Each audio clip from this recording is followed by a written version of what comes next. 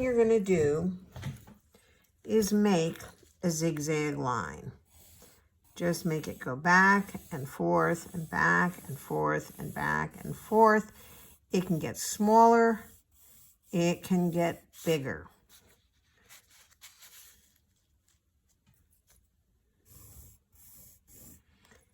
After you make your zigzag line, you're going to drop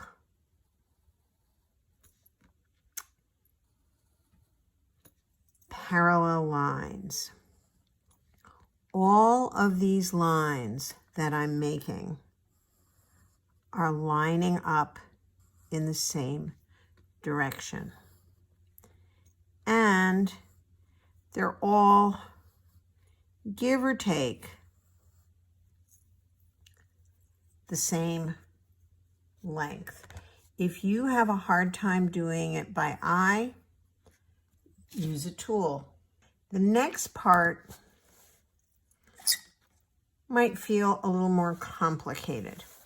You're going to make a zigzag underneath the first one. So here's my first line. It needs to be parallel.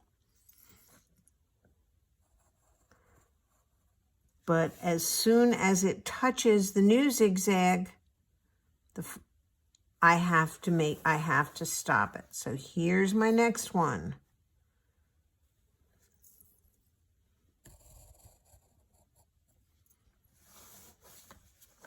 Here's the next one. So I made, originally my ruler was like this. That's close to parallel, but it's not quite parallel. And I made a little adjustment. I just did it without thinking. This line is not that straight on top, but I'm just going to straighten it out here. All those lines you saw me do freehand. And you can certainly make your zigzags freehand if you feel comfortable doing that. So I'm going to make the rest of my zigzags freehand. You have to decide what looks the best to you. You have to decide what's the most comfortable to you. And after you make the zigzags, take some time, look at them, see if they look even, see if there are any mistakes, see if there are any places where they aren't quite right. Now this is interesting because this is so tight. This is going to be almost the same as that. So I don't want this to line up with this here. So I have to decide, do I want to make it a little shorter or a little longer? If it lines up straight, it will flatten it. And I think this one, I'm going to make a little longer so my ribbon looks as if it's behind. And here's another place where I have the same situation. This one I'm going to make a little shorter. And here the problem disappears. For your very last part of the ribbon, if you want to make a fancy end to your ribbon, go for it. And then you would clean it up with an eraser. So now my ribbon is done in terms of the drawing. I want to make it three-dimensional. I will use the same methods of making it three-dimensional that I used on my popcorn. So here's the part of the ribbon that's closest to me. So I am going to put a little bit of shadow here. And here's another one. So let's put some shadow here. And I also want the ribbon to stand out from the background. So I would add some very soft shading behind it.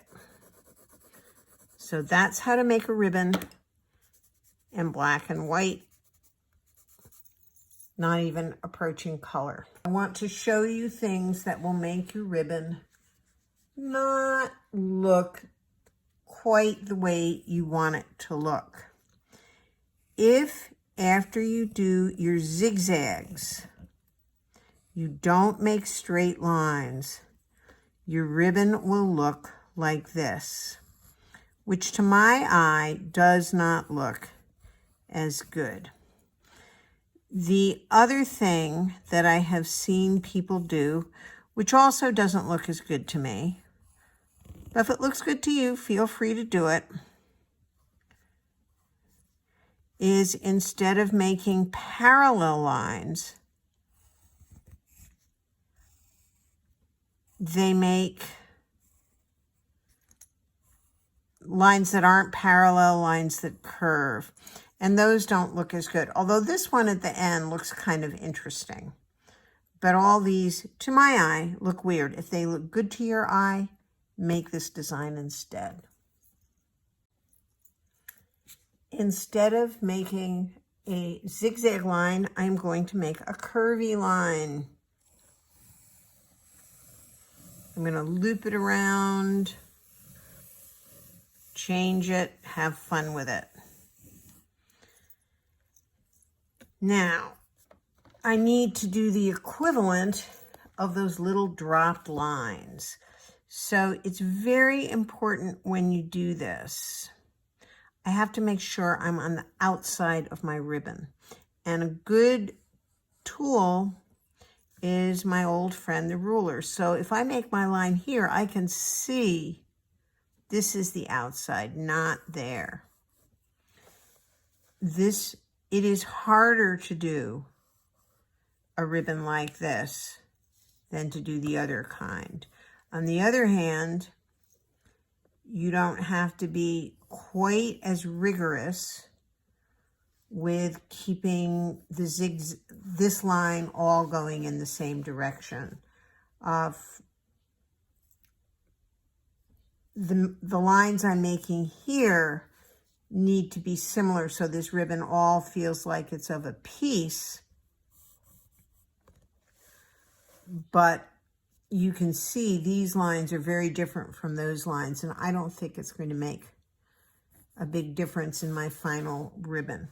Let me make a couple of lines here. I don't need to finish everything now. I just want to give you, I think this will look better if it slants a bit.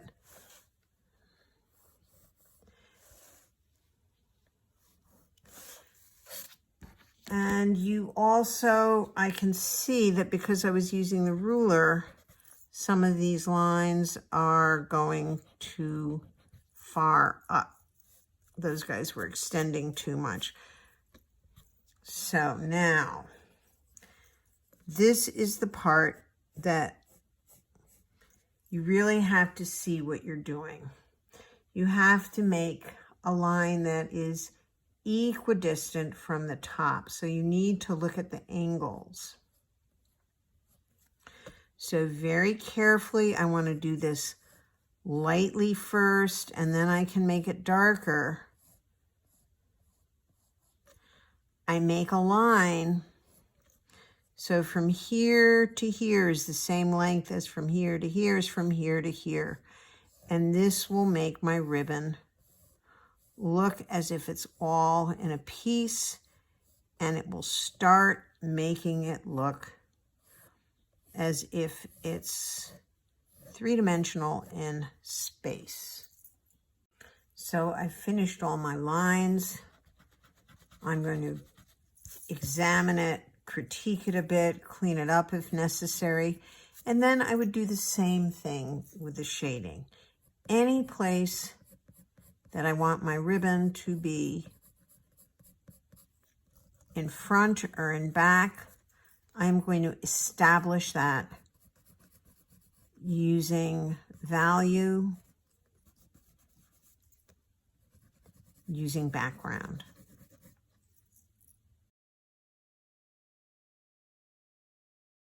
So when we talk about color, we can think about a color wheel. We can think about the primary colors, yellow, red, and blue. We can think about the secondaries, green, orange, and purple.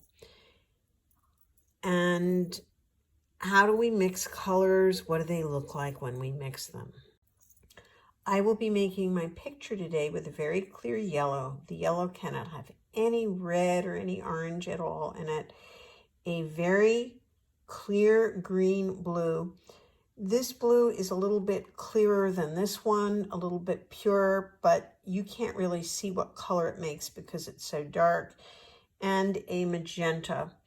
I wasn't sure which of these magentas would be the clearest, and they're not called magenta. I think this one's called opera red, but the name doesn't matter. What matters is the clarity and purity of the color. Here's my picture. I've drawn a curved ribbon on a background. I've used washes, and the three colors I've used are the clear yellow, the magenta, and the blue. And you can see I'm getting beautiful purples. I'm getting some nice greens. And all of these colors are very light and atmospheric because I want to make a very intense color for my ribbon. So I've started my ribbon with yellow here. I didn't want to put the yellow there because there's too much yellow in the background, and I know I won't be able to make my yellow too much darker. So I can see I'm getting a nice orange, but it's too watery. I don't want to make, and now it's just looking too yellow. So I'm going to get a little more red in there, get a little yellow in there, and see if I can make a more intense orange. I think I'm going to have to get rid of all the water and try again because I don't want to wash. I want some intense color.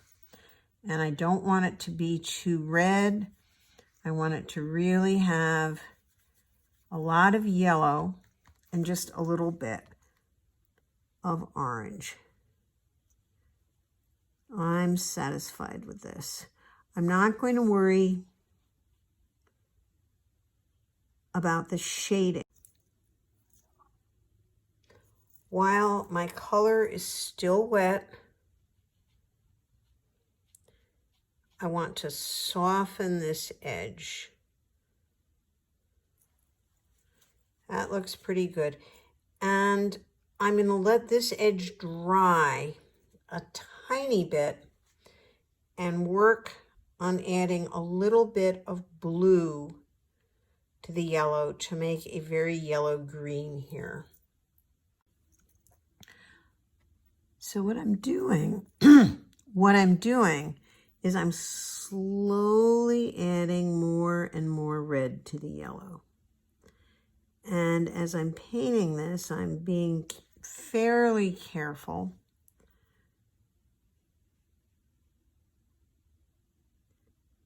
That red is looking a little too abrupt to me, but I know I'll be able to work it in.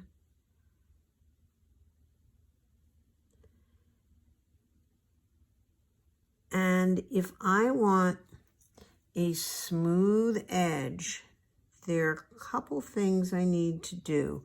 One of them is make sure there is enough paint on my brush, and the other is to drag my brush. I don't poke at it to make a straight edge.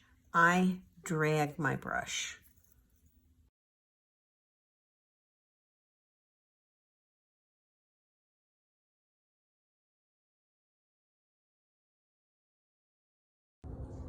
Thank you so much for watching this video. I hope it was fun. I hope it changes the way you see things. What we're going to be doing next time is we're going to continue to work with color, and we're also going to be mixing all the colors together, but this time in the form of working with opposite colors, working with red and green, working with orange and blue, and working with yellow and purple. See you next time. Bye-bye.